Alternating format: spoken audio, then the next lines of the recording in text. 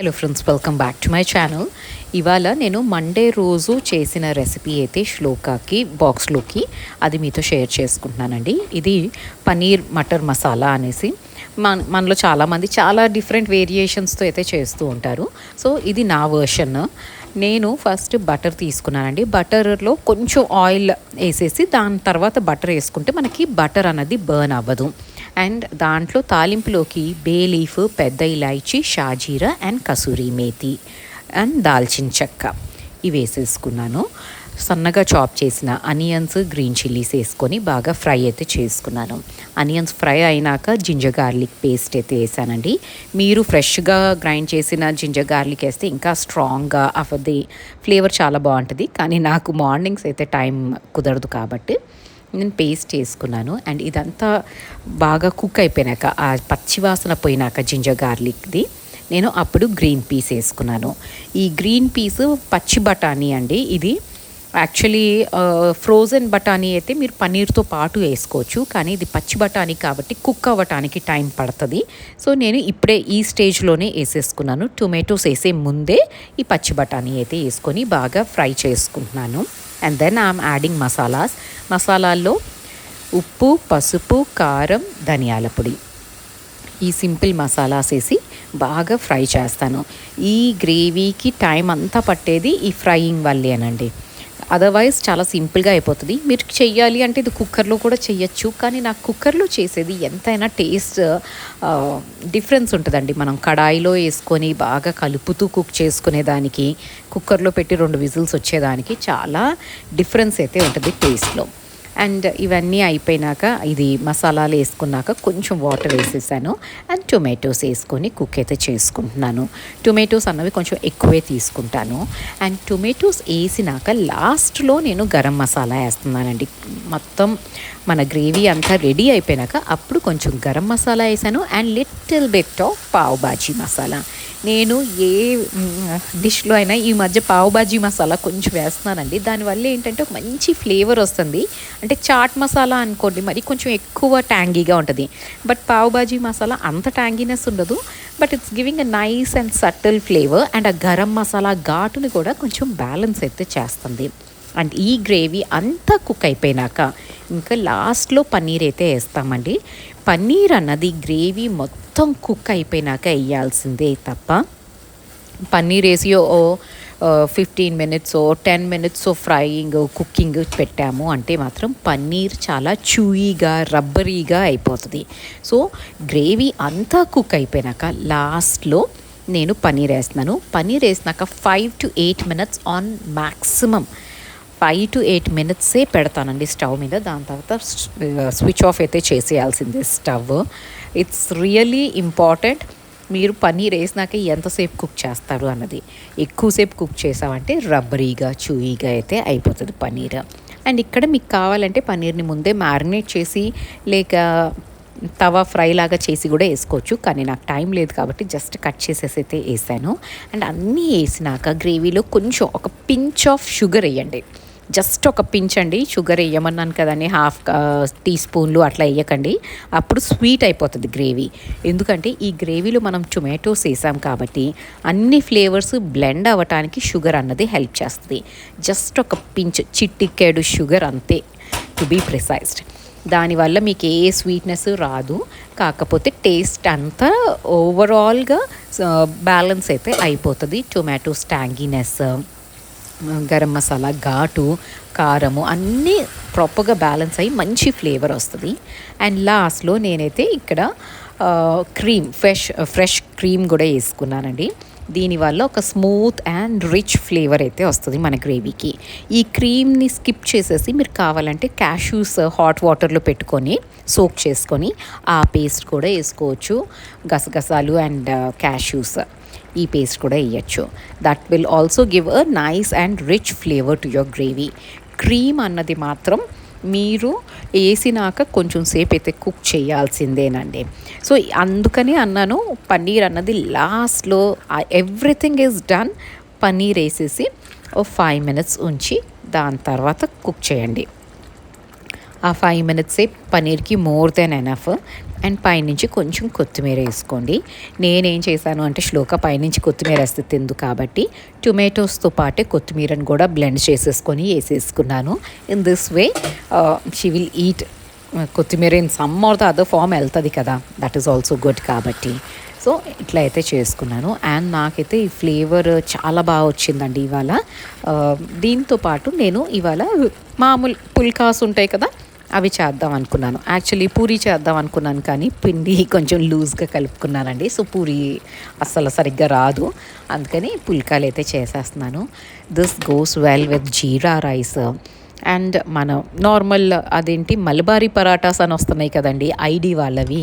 ఇదేం promotional video కాదండి, కానీ ఆ మలబారీ పరాటాస్తో కూడా బాగుంటున్నాయి. నేను ఈవినింగ్ ఆ రోజు అది తెచ్చి అంటే మండే రోజు ఈవినింగ్ మలబారీ పరాటాస్ ఆర్డర్ చేశాను బిగ్ బాస్కెట్ నుంచి. దాంతో కూడా ఈ గ్రేవీ చాలా బాగుంది. కానీ టిఫిన్ బాక్స్లోకి మాత్రం నార్మల్ సింపుల్ పుల్కాస్ అయితే చేసేసి పెట్టాను. సో ఇక్కడి నుంచి అయితే ఇంకా ట్యూస్డే రోజు వ్లాగ్ అయితే రికార్డ్ చేశానండి. మార్నింగ్ లేచి పూజ చేసుకొని ఇంకా అప్పుడు కిచెన్లోకి అయితే వచ్చాను. ఇవాళ ఏంటి అంటే టిఫిన్ బాక్స్ పని లేదు, ఎందుకంటే ఇవాళ వైజాగ్లో గిరి ప్రదక్షిణ, సింహాచలం కొండ చుట్టూరు గిరి ప్రదక్షిణ అయితే జరుగుతుంది. సో మోస్ట్ ఆఫ్ ద స్కూల్స్కి హాలిడేస్ ఇచ్చారు, కానీ 2 days శ్లోక వాళ్ళ స్కూల్కి ఏంటి అంటే 1 dayనే ఇచ్చారండి. అంటే ట్యూస్డే రోజు హాఫ్ డే లాగా ఇచ్చారనమాట, 12:31 కల్లా వచ్చేసేలాగా. సో టిఫిన్ బాక్స్ పెట్టే పని లేదు, ఓన్లీ బ్రేక్ఫాస్ట్ చేయటమే. సో కొంచెం లీజర్గా అయితే జరిగింది నాకు. లేచి పూజ చేసుకొని దానికి బ్రేక్ఫాస్ట్ చేసేసి నేను ఇంకా కాఫీ అయితే తాగేస్తున్నాను. అండ్ ఇక్కడ ఇంకా అనంత్కి బ్రేక్ఫాస్ట్ అయితే స్టార్ట్ చేశాను ప్రిపేర్ చేయటం. రెడ్ రైస్ పోహా ఉంటుంది కదా, ఎర్ర అటుకులు, వాటితో పోహా చేసేస్తున్నాను. ఈ పోహా మాత్రం కొంచెం సోక్ చేసుకోవాల్సిందేనండి. నార్మల్ అటుకులతో జస్ట్ అట్లా వాష్ చేసి వేసేయలేము ఇవి, ఎందుకంటే కొంచెం గట్టిగా ఉంటాయి. అండ్ అది ప్రాపర్గా సోక్ అవ్వలేదు అంటే చూయిగా ఉంటుంది అనమాట. సో దీన్ని అయితే నేను కొంచెం సోక్ చేసుకొని ఇంకా అప్పుడు ప్రిపరేషన్స్ అన్నీ చేసుకునే లోపల చక్కగా మెత్తగా అయిపోతుంది. And I can cook the poha. And మీలో ఎంతమంది గిరి ప్రదక్షిణ చేశారు అది కూడా నాకు కామెంట్ చేసి అయితే చెప్పడం అస్సలు మర్చిపోకండి. And how is it feasible అంటే నేను చదువుతూ ఉన్నప్పుడు 24 hours అని చెప్తున్నారు, 34 kilometers. సో మీరు ఎన్ని గంటల్లో చేశారు అండ్ అసలు ఎలా వర్కౌట్ అవుతుంది అన్నది నాకు ఎవరైనా చేస్తే కామెంట్ చేసి చెప్పండి. యాక్చువల్లీ ఆషాఢంలో ఇఫ్ యూ అబ్జర్వ్ కదా, ఆషాఢ మాసంలో ప్రతి చోట ప్రతి పార్ట్ ఆఫ్ ఇండియాలో కాలి నడకకి చాలా ఎంఫసైజ్ చేశారు అని అయితే అబ్జర్వ్ చేశానండి. ఎందుకు అంటే వారణాసి నార్త్ సైడ్ అంతా కావడి యాత్ర జరుగుతుంది. వాళ్ళు సావన్ అంటారు కానీ వాళ్ళ అమావాస్య నుంచే వాళ్ళకి సావన్ అనేసి వాళ్ళు మొదలెట్టేస్తారు. అంటే మనకైతే ఆషాఢమే అది. సో ఆ కావడి యాత్ర అంటే ఏంటి అంటే గంగమ్మ నీళ్లు తీసుకొచ్చి శివయ్యకి అభిషేకం చేస్తారు. సో పెద్ద పెద్ద గుళ్ళు, ఇప్పుడు కాశీ ఉంది, ఎక్కడి నుంచో వాటర్ తెచ్చి, మళ్ళీ పక్కనే ఉన్న గంగమ్మ కాదు, ఎక్కడి నుంచో వాటర్ తీసుకొచ్చి త్రివేణి సంగమం నుంచి, అలహాబాద్ నుంచి అక్కడి నుంచి పట్టుకొచ్చి తీసుకొచ్చి ఇక్కడ అభిషేకం అయితే చేస్తారు శివయ్యకి. అండ్ వాళ్ళు కూడా అంతే రోజుల తరబడి అట్లా నడుస్తూ ఉంటారు. మహారాష్ట్రలోకి వచ్చేసరికి వారి అని చేస్తారు, ఆషాఢంలోనే చేస్తారు వాళ్ళు. వారి అంటే ఏంటంటే పూణే నుంచి వాళ్ళు పండరీపూర్ వరకు నడుచుకుంటూ, వాళ్ళకైతే 1 week 2 weeks పడుతుందండి నడక. తులసమ్మని పట్టుకొని పండరీ నాథుడి విగ్రహాలు పెట్టుకొని భజన్లు పాడుకుంటూ నడుచుకుంటూ వెళ్తారు పండరీపూర్. వారి is one of the biggest spiritual gatherings in the world. అది చాలా అద్భుతంగా ఉంటుందండి. అండ్ పండరీనాథుని భజనలు మాత్రం నిజంగా చాలా మెస్మరైజింగ్గా ఉంటుందండి. And Maharashtrians whatever said and అన్నది కల్చర్కి మాత్రం చాలా దగ్గరగా ఉంటారు వాళ్ళు. ఆ విషయంలో we got to appreciate them. ఎందుకు అంటే సావన్లో ఈ కావడి యాత్ర అంటారు కానీ దాంట్లో కొంచెం డిస్క్రిపెన్సీస్ ఉంటాయి. పిచ్చి డీజే సాంగులు పెట్టుకొని పిచ్చి పిచ్చిగా చేస్తారు. కానీ మహారాష్ట్రలో అట్లా డీజే సాంగ్స్ ఉండవు, భజనలు పాడుకుంటూ, ఒకవేళ డీజే పెట్టినా కూడా పండరీనాథుడి పాటలే పెట్టుకొని వెళ్తూ ఉంటారు తప్ప పిచ్చి పాటలు ఉండవు. సో అదొకటి ఉంది. అండ్ నాకైతే అసలు ఈ గిరి ప్రదక్షిణ అన్నది నేను ఇక్కడికి వచ్చినాకే నాకు తెలిసిందండి. మన వైజాగ్లో కూడా సింహాచలం గిరి ప్రదక్షిణ చేస్తారు అని నాకు ఇక్కడికి వచ్చినాకే తెలిసింది. ఐ హ్యావ్ నో క్లూ అనమాట ఇన్ని రోజులు. అంతకు ముందు ఉన్నాను కానీ నాకైతే అసలు విన్నట్టు కూడా నాకు ఐడియా లేదు. అయినా అప్పుడు నాకు పెద్ద ఫ్రెండ్స్, సోషల్ మీడియా కూడా అంత లేదు కదండీ అప్పుడు. అండ్ ఫ్రెండ్స్ కూడా ఎక్కువ లేరు. సో ఇప్పుడైతే అసలు గిరి ప్రదక్షిణ ఈజ్ లైక్ చూస్తుంటే ఆ రీల్స్, వీడియోస్ ఎంత బాగా అనిపిస్తుందో అనుకున్నాను అనమాట. అయ్యో నేను మిస్ అయిపోయినట్టున్నాను ఈసారి అని. అంటే నాకు ఇంత వాస్ట్గా ఉంటుంది అని తెలీదు. And I don't even know if I can finish it or not అన్న ఒక డౌట్ ఉంటుంది కదా మన మీద మనకి. ఆ డౌట్ అయితే ఉంది. అండ్ ఇక్కడ నేను బ్రేక్ఫాస్ట్ అదంతా చేసేసి ఫస్ట్ శ్లోక రూమ్లోకి అయితే వచ్చానండి. తన రూమ్ క్లీన్ చేద్దాము అనేసి. ఈ మధ్యకాలంలో శ్లోక అసలు బెడ్ చేసుకోవటం అన్నదైతే లేదండి. రోజు హడావిడే. సో రోజు నేను సెట్ చేయాల్సి వస్తుంది. మధ్యలో ఎందుకో చాలా ఆర్గనైజ్డ్గా అయిపోతారు పిల్లలు. దాని తర్వాత మళ్ళీ అంతే మెస్సీగానే తయారవుతారు. సో ఇప్పుడు దాని బెడ్ ఇదంతా సెట్ చేసేసి దాని రూమ్ కూడా ఒక్కసారి క్లీన్ చేసేసాను అంటే it's nice. And Shloka room clean చేసేటప్పుడు ఒక విషయం అండి, మన సబ్స్క్రైబర్ ఒకళ్ళు మొన్న మెసేజ్ చేశారనమాట. శ్రీకాకుళంలో ఎవరో కృష్ణ అనేసి, బేబీ కృష్ణ అనేసి ఆయన దెర్ ఇస్ సంథింగ్, తన హెల్త్ ఇష్యూ ఏదో ఉంది. గాయత్రి మీరు అతని గురించి మాట్లాడండి, వీలైతే హెల్ప్ చేయండి అండ్ మన ఛానల్లో కూడా మాట్లాడండి అన్నట్టు. ఫస్ట్ థింగ్ అండి, సోషల్ మీడియాలో వచ్చే ప్రతిదీ నేనైతే నమ్మలేను.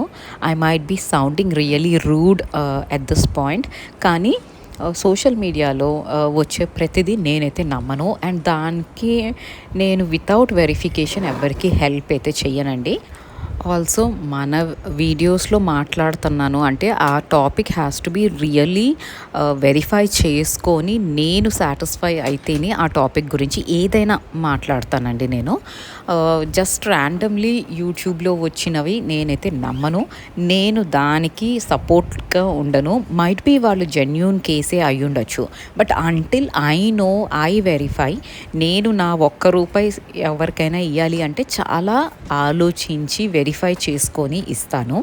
ఇన్ ద సేమ్ వే నా ఛానల్లో మాట్లాడాలి అంటే కూడా అంతే ఆథెంటిక్గా ఉండాలి ఆ stuff. Only then I would want to talk about it. So వేరేలాగా అనుకోకండి, ఇదేదో నమ్మట్లేదు అట్లా అని కాదు. అది జెన్యూన్ కేసే అయి ఉండొచ్చు, but until I know it is genuine, I just don't want to get in to helping or rather talking about it. ఎందుకంటే నేను మాట్లాడి దానివల్ల ఇంకెవరైనా వాళ్ళు మనీ ₹1 అయినా ఇచ్చి అది ఎప్పుడైనా రేపొద్దున అది ఫ్రాడ్ అని తెలిసిందనుకోండి, అది నాకు ఒకలాంటి గిల్ట్ ఫీలింగ్ ఉంటుంది. And I don't want to tarnish my name at any given point of time. It's as simple అండి. సో నేను రూడ్గా మాట్లాడాను అంటే ఐఎమ్ సారీ, కానీ చేసేది కొంచెం మనం ఆలోచించి చెయ్యాలి. అండ్ ఒక్కటి సజెస్ట్ అయితే నేను చేస్తాను, సోషల్ మీడియాలో వచ్చే ప్రతిదీ నిజం అని మాత్రం నమ్మకండి. దాన్ని వెరిఫై చేసుకోండి, ఆథెంటిక్గా ఉందా లేదా ఇన్ఫర్మేషన్ అని. అది వెరిఫై చేసుకున్నాక చేయండి. లేదా మీరు హెల్ప్ చేయాలి అంటే మీ చుట్టుపక్కల ఉన్న అనాథాశ్రమాలు ఉంటాయి, బోల్డ్ అని ఉన్నాయి, you can help in any way. Animal houses ఉంటాయి where in they need funds. So నేను కొన్ని చేసుకుంటానండి on a monthly basis. I can't spend a lot, కానీ on a monthly basis as a family we do it. And అది నేను I don't want to disclose about it. కానీ ఎవరికి వాళ్ళు తోచినట్టు వాళ్ళు ప్రతి ఒక్కళ్ళం చేస్తాం. So we do not want to get in to this ఒక ప్రొపగాండా టైప్లో చేయాల్సిన అవసరం అయితే లేదు అనుకుంటున్నాను. బికాజ్ మన కల్చర్లో, ఇండియన్ కల్చర్లో హెల్ప్ చేయాలి అన్నది ఉంటుంది, ప్రతి రిలీజన్లోనూ ఉంటుంది. So everyone will do their bit అని నేను అనుకుంటున్నానండి. వేరేగా అయితే అనుకోకండి. ఇట్స్ నాట్ లైక్ రూడ్గా మాట్లాడాను అనుకోకండి, బట్ ఫ్రాంక్గా అయితే చెప్తున్నాను ఇక్కడ. అండ్ ఇంకా శ్లోక రూమ్ అంతా నీట్గా చేసేసుకున్నాను. అండ్ అక్కడ ఏంటంటే దాన్ని నెయిల్ పాలిష్ కలెక్షన్ ఉందండి. సో అవన్నీ దుమ్ము కొట్టుకుపోయినాయి. సో అవన్నీ తీసి ఆ బాస్కెట్ ఒకసారి క్లీన్ చేయించి నీట్గా వైప్ చేసి అప్పుడు లోపల పెడతాను. అండ్ ఇంకా మాకైతే బట్టలు రాత్రి ఆరట్లేదండి. సో రాత్రంతా నేనేం చేస్తానంటే, ఒక టిప్ చెప్తానండి. మాన్సూన్స్లో మాకైతే ఇక్కడ వైజాగ్లో మాన్సూన్ అన్నదే లేదు యాజ్ ఆఫ్ నౌ. కానీ మాన్సూన్స్లో మీరు ఒకవేళ మీకు ఛాన్స్ ఉంటే ఏసీ కంప్రెసర్ దగ్గర మీ బట్టలు ఆరేసుకోండి, స్టాండ్ని పెట్టండి, తొందరగా అయిపోతున్నాయి. బికాజ్ నాకు వాష్ చేస్తుంటే హోల్ డే కొంచెం కొంచెం తడిగానే ఉంటుందండి, మాయిశ్చర్గానే ఉంటుంది, వాన అయితే లేదు కానీ ఈ కంప్రెసర్స్ దగ్గర నా స్టాండ్ని తీసుకెళ్ళి పెడుతున్నాను. సో ఆ హీట్ వస్తుంది కదా కంప్రెసర్ నుంచి, దానివల్ల పొద్దున్నేకి ఫుల్ చక్కగా డ్రై అయిపోయి రెడీగా ఉంటున్నాయి బట్టలు. సో ఈ టిప్ మాత్రం ఫాలో అవ్వండి, మాన్సూన్ సీజన్లో ఎస్పెషలీ. కానీ మీకు ఏసీ కంప్రెసర్ దగ్గర పెట్టుకునే ఛాన్స్ కూడా ఉండాలి కదా. నాకంటే బెడ్రూమ్ బాల్కనీలో ఆ ప్రొవిజన్ ఉందన్నమాట. సో అక్కడ పెట్టుకుంటుంటే హ్యాపీగా ఆరిపోతున్నాయి బట్టలు. మార్నింగ్కి నీట్గా అప్పుడు తీసి మడతేసుకుంటున్నాను, ఎందుకంటే రాత్రంతా ఒకలాంటి కొంచెం నెమ్ముగానే ఉంటున్నాయండి, కంప్లీట్గా ఆరట్లేదు. సో ఈ టిప్ డెఫినెట్లీ మీకు వర్కౌట్ అయితే ఫాలో అవ్వండి, అండ్ రిజల్ట్ ఎలా ఉందో కూడా నాకు కామెంట్ చేసి చెప్పడం అస్సలు మర్చిపోకండి. అండ్ ఇక్కడే ఇంకా బట్టలు కూడా ఇంకొక లాట్ కూడా వేసేసాను, సో అది కూడా ఆరేసుకుంటున్నాను. అండ్ ఈ స్టాండ్ గురించి ఆల్మోస్ట్ లైక్ 3 months నుంచి యూస్ చేస్తున్నాను కదండి, ఇప్పుడైతే దీని రివ్యూ ఇస్తాను. ఇది బాగుందండి, it's actually very handy and స్టడీగా కూడా ఉంది. అంటే లాక్ చేసేసుకోవచ్చు కింద వీల్స్. సో గాలి ఎంత వచ్చినా లాక్ చేసుకుంటే అంతైతే మూవ్మెంట్ లేదు. కాకపోతే ఒక్క డిసడ్వాంటేజ్ ఏంటి అంటే, మేము ఇక్కడ అంటే మాకు కొంచెం బీచ్ గాలి బాగానే వస్తుందండి. సో ఒక సైడ్ మాత్రం స్లైట్గా రస్టింగ్ అన్నది పడుతుంది, ఎంత క్లీన్ చేస్తున్నా. ఇది స్టెయిన్లెస్ స్టీల్ బాడీనే కానీ స్లైట్ రస్టింగ్ అన్న ప్రాబ్లం అయితే వస్తుంది. ఇది మైట్ బీ నేను బీచ్ ఫేసింగ్ కాబట్టి మాకు అట్లా ఉందేమో, అదర్వైజ్ మామూలు లొకాలిటీస్లో ఉన్న వాళ్ళకైతే ఐ డోంట్ థింక్ ఏదైనా ప్రాబ్లం వస్తుంది అనేసి. స్టడీగా ఉంది. కాకపోతే నాకు ఒక డిసడ్వాంటేజ్ అనిపించింది ఏంటి అంటే, మనం బెడ్షీట్స్ ఆరేసుకునేటప్పుడు నాకు నా పాత స్టాండే చాలా బెటర్గా అనిపించేదండి. అట్లీస్ట్ 2 బెడ్షీట్స్ ప్రాపర్గా ఫోల్డ్ చేసి ఆరేసుకోవచ్చు. ఇక్కడ అది కొంచెం ఇబ్బందిగా ఉంది ఈ స్టాండ్తో. సో బెడ్షీట్స్ అట్లాంటివి అయితే it is not convenient. Normal బట్టలు ఎన్ని ఉతుక్కున్నా చక్కగా స్పేస్ అయితే చాలా యాంపుల్ ఆఫ్ స్పేస్ ఉంది. మళ్ళీ హ్యాంగర్స్ హ్యాంగ్ చేసుకోవటానికి చక్కగా ప్రొవిజన్ ఇచ్చారు. So it's a good buy, I would suggest. And ఇక్కడ ఇంకా సింక్ ఏరియా కూడా ఒక్కసారి నీట్గా క్లీన్ చేసేసుకుందాం అనేసి సింక్ని మాత్రం నేను హార్పిక్ వేసి క్లీన్ చేసుకుంటాను అండి. వైట్ హార్పిక్ ఉంటుంది కదా, అంటే red bottle white colour Harpic, దాంతో క్లీన్ చేసేసుకొని ఈ ఏరియా అంతా ఒక్కసారి డ్రై చేసేసుకొని, సో దీంతో అయితే నేను ఇంకా ఈ వీడియో కంక్లూడ్ చేసేస్తున్నానండి. మీకు ఈ వీడియో నచ్చితే కనుక ప్లీజ్ లైక్ చేయటం అస్సలు మర్చిపోకండి మన రెగ్యులర్ వ్యూవర్స్ అయితే. అండ్ కొత్త వాళ్ళు ఎవరైనా చూస్తున్నట్టయితే please do consider subscribing to this channel. Thank you so much for watching this video till the end. Have a great day.